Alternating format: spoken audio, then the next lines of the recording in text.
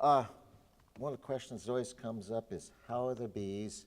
And I want to try and address that just a little bit. Let's see if I got this. So this is just a quick introduction. My father, my brother, and myself in our home office at Bruce.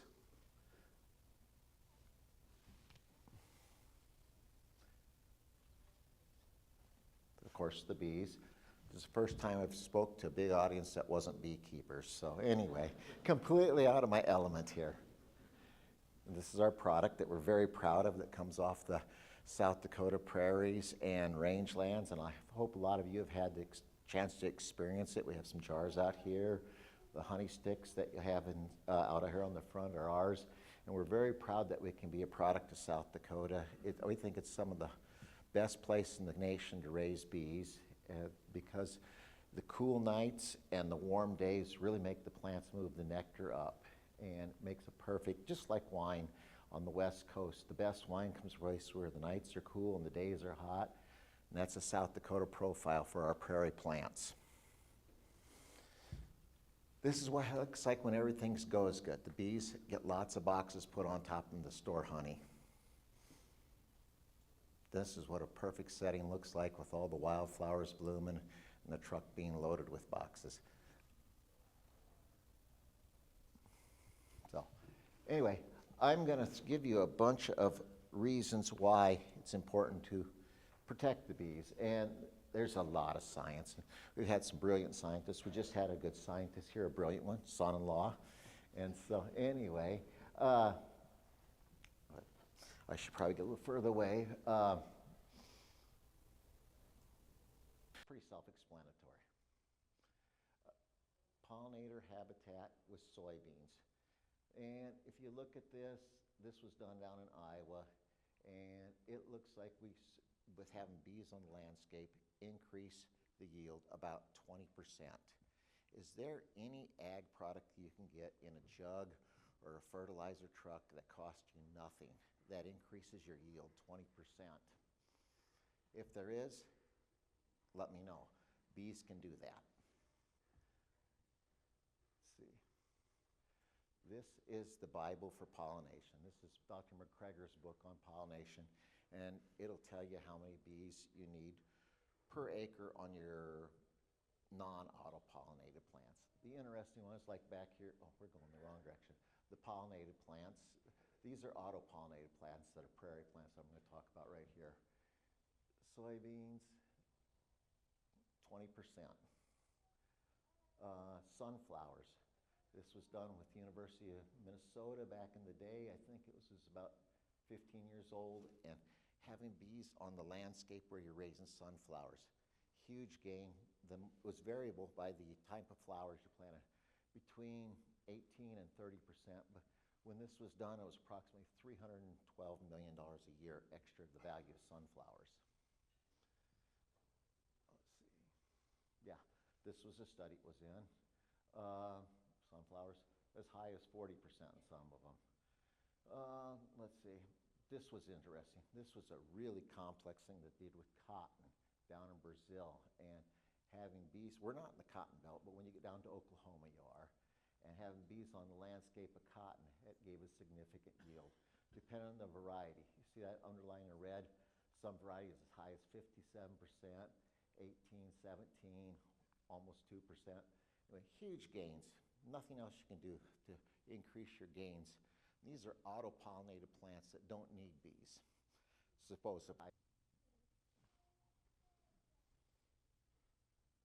Easy to hit the wrong button here. Canola, this is a northern plant. These are all highlighted things. You get more uniformity with bees. You reduce your bloom time by 17%. And it's like, why would that be important? Well, it just reduces your weather chances by 17%, that something's going to come along. And we see more increase in weight. And Bear had a comment in a paper up in North Dakota not too long ago that even on their hybrid canola, they were seeing gains of 25 to 30%. So open pollinated or the new hybrid stuff, gains with your canola. this is a ranching conference or a grasslands conference. So let's look at some of the other interests besides our row crops. Well, let's go back here. Yeah, soil, human health. I want to show you this slide of the health of the bee industry. So this is where we started back after World War II. We were running really close to 6 million hives. Now the nation runs approximately 2.5 million hives.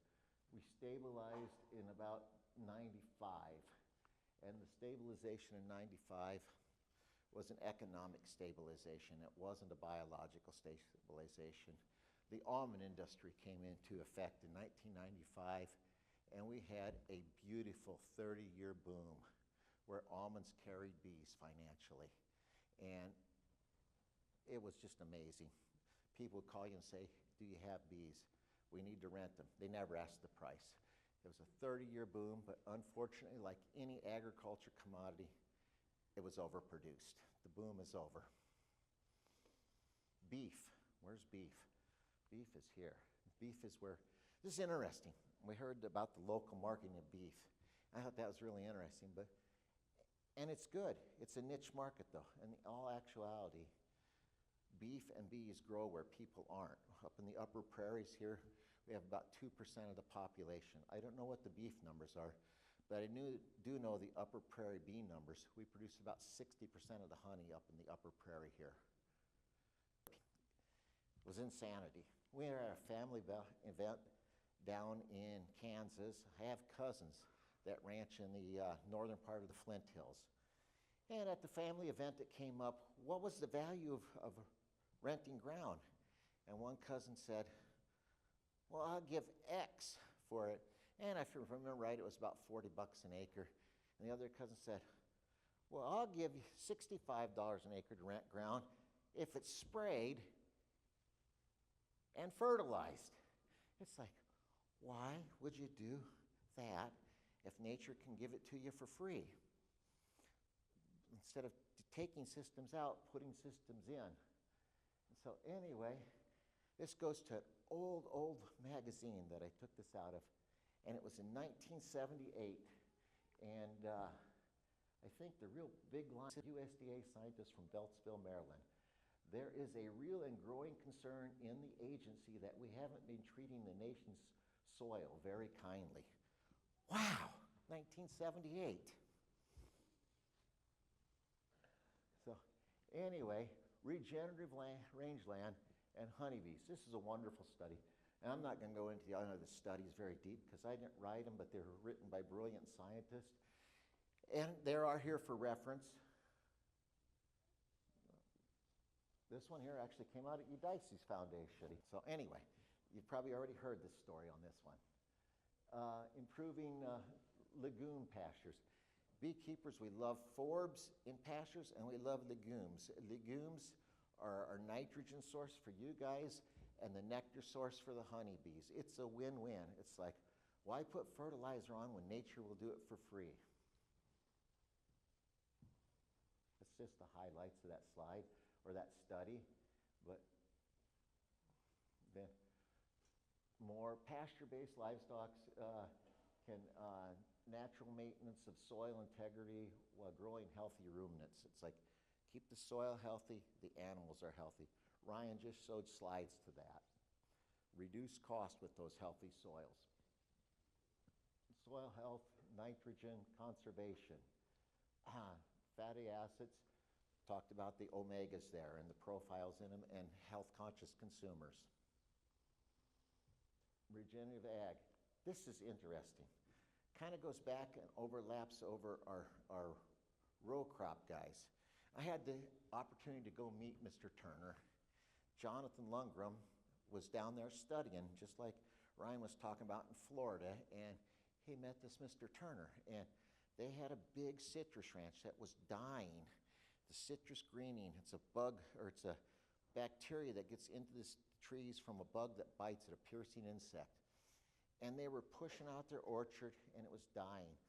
And Mr. Turner says, I'm not losing money in citrus anymore. Push it out, and we're going back to cattle. And his big loader broke, and he told his hired man, drill it. Let's get some plants in here so we can get cattle started.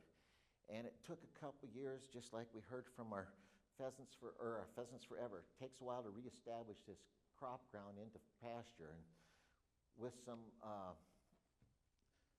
seed mixes and some compost, they got this thing going.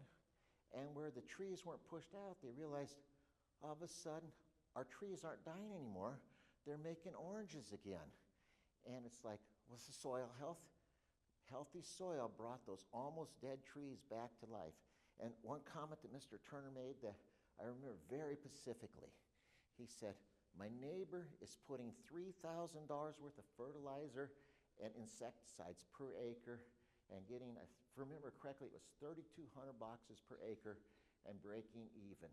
He said, I'm putting $42 worth of seeds per acre and making 1,800 boxes and making all kinds of money. It's like just amazing what soil health can do once you establish that biology back in the soil. And so anyway, I was very impressed and very motivated by that trip down to Florida when I got the opportunity to meet him. This is what he did, an interview in Citrus Grower magazine. And anyway, it's very, there are answers, and it's what keeps me going. This was his ranch out there. You can see the citrus trees in there. He said, you know, this is the way we used to do it. We used to let this thing look like this all summer long, and then we'd mow it when it was time to pick oranges. So it was manageable, and we'd go in through with our mowers, and then we'd go with our lawnmowers, and then we could pick the orange trees. He said, then we started using Roundup and making everything barren. He says, we killed all the soil biology. And my wife was with me on this trip, and we walked out there in the citrus, and it was so hot, it burnt her feet in the conventional citrus. We walked over here, and it was just beautiful and cool. The soil was black, about a foot down.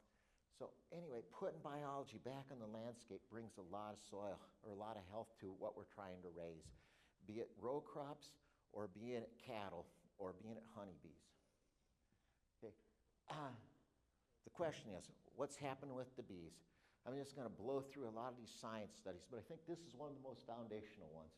It talks about neonics, and they're shutting down the immune system. And this is really foundational to what's happening with the honeybees.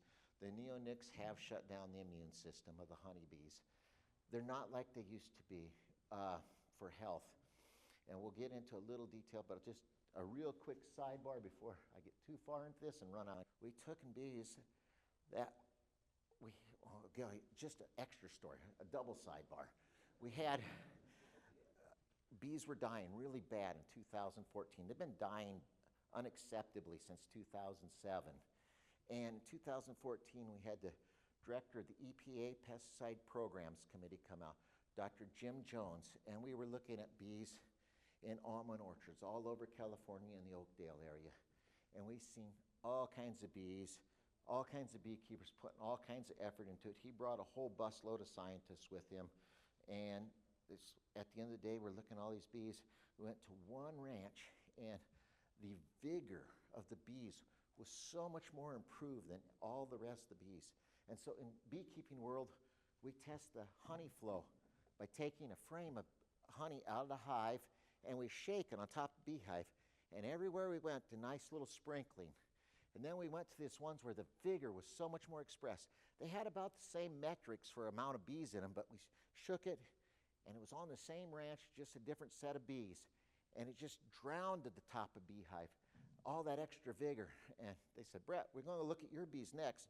Mine were about 5 miles away. I said, don't look at mine. I know what mine look like. They look like everybody else's. These bees had never been in ag systems. They came out of the mountains in Utah. It was just amazing, the vigor difference. And so anyway, you all of a sudden have this panic. Do we have an epigenetic event? Have my bees been starved for nutrients so they don't have that vigor? Have we mutated them? It's like, had this just terrible thoughts process.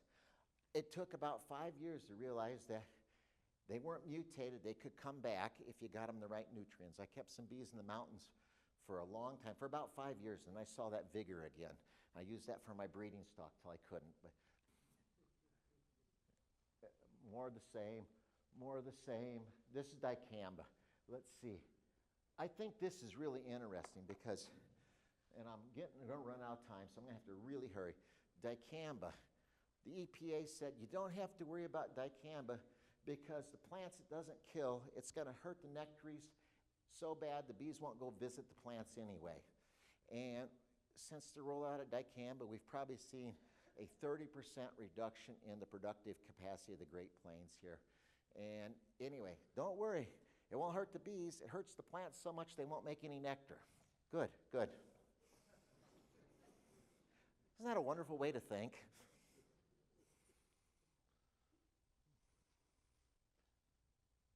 More of the science.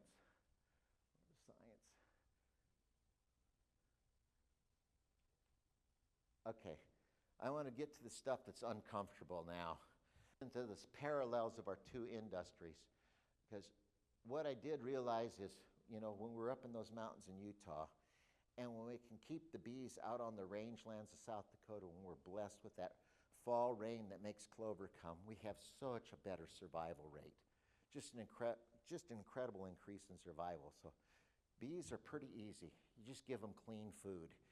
Finding clean food is really hard.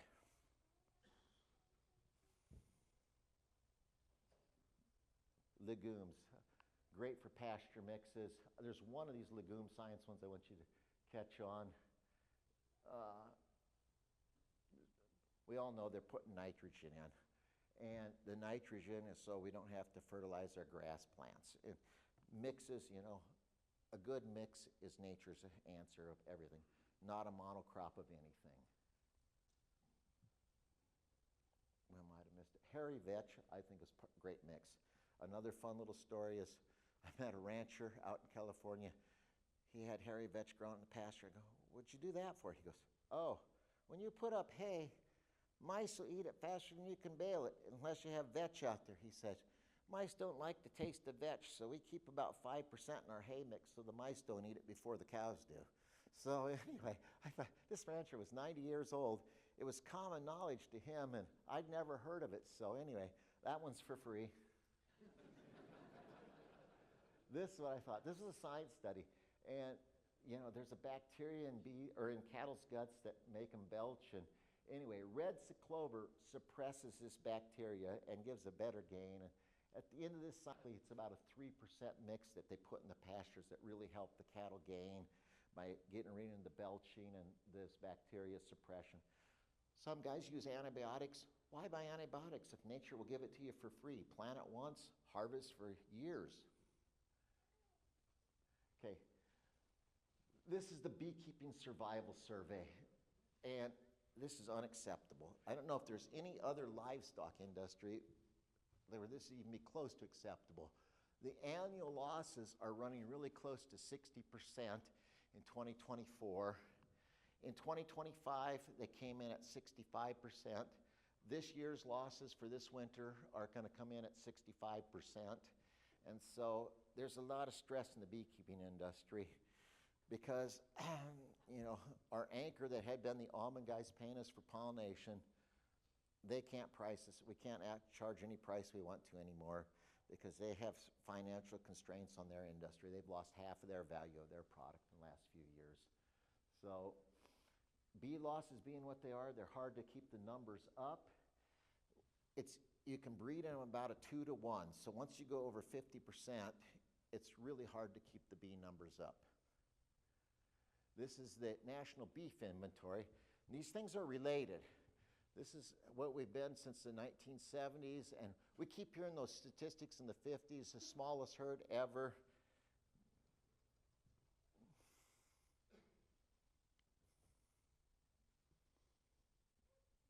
This is the beef trade. Look at the imports. Imports are growing, growing, growing. Go back. Your production number. This is your imports here. Okay, I must have skipped the slide. Let's go back here. Here's your. Am I going the right direction? Yes. Okay, we slipped quite a few slides. Okay, here's the beekeeping losses. Here's your beef inventory. Here's your beef and imports. So this is consumption. Look at that consumption. It's off the chart. Here's your imports and domestically produced, and consumption overlaid with each other. Here's your inventory. It's going down, consumption's going up. Economic sense, when demand goes up, price should go up, there should be more herd. What do I point it to? Okay. This is your domestic production in the market. And this is really interesting.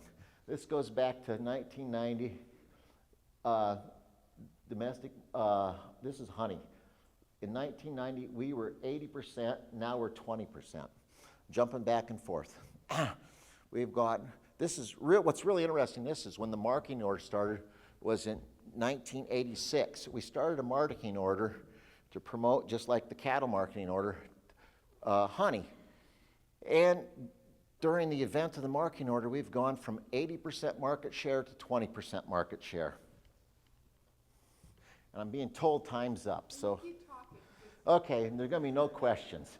So anyway, here's our consumption, or this is our imports. Well, our production's going down, our imports are going up. And it's like, well, this is bad. And this is the same thing that's happening in beef. You'll see beef consumption's going up, honey consumption's going up, but we're both being filled by imports. We both have marketing boards. It's like, I want to get to this. Marketing boards. Increased consumption by lowering the price isn't marketing. That's Econ 101. Drop the price, people will buy more. Our marketing boards have done us a total disservice. And why am I talking about this at a conservation conference? And this is sad, and it's really sad. I shouldn't even have to be up here talking about this. But as hard as everybody in this room is trying to do things right for their soil, their cattle, their livestock, our bees, we're all out of business if we don't correct this market of lower and lower prices. We won't be able to pass it on to our sons. What's going on in the bee world right now is I have so many beekeepers that call me that are so depressed. I had a man that's a couple years older than me, just pushing 70. His son's 35. He said, I told Junior to go get a job in town. He says, it's the hardest thing I've done. He said, I got another man that called me from South Dakota. He says, my whole place is for sale. My house, my shop, everything. It's like, I get calls like this all the time. The bee guys are so stressed because this is not marketing. It's Econ 101. So what is the real productive capacity? I think the productive capacity in the cattle industry, in the bee industry, hasn't even been touched. We see you had bigger numbers back in the 50s, smaller framed animals, but we have so much more improved management techniques, the virtual fencing, the mob grazing, the bees. We used to run 6 million hives. Now we can support 2.5 million hives. So the productive capacity hasn't been touched. This is the grasslands. You've already seen these graphs. The really interesting thing is that line right between dark and light green is ideal area for bees, and they fall on both sides depending on where that rainfall pattern shifts. So what works for beef and the rangelands and our grasslands works for honeybees. We have so much commonality.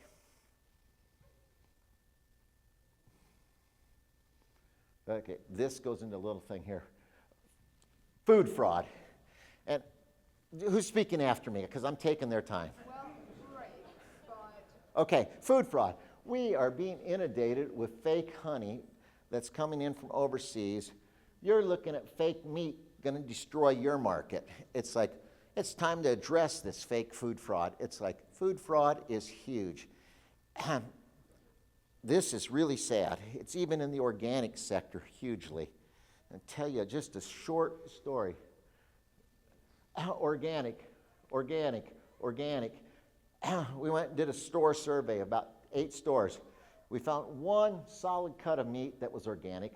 We couldn't find any that was U.S. organic, but a lot of it's hamburger. Why did we make organic hamburger? It's probably because it's easy to blend after we ground it up, just like our organic honey. A fun fact, Nigeria, that stable country and paragon of virtue in Africa, has more organic soybeans exported every year than we produce in the United States. Really? Really. It's like, Might be a little fraud in the certification system.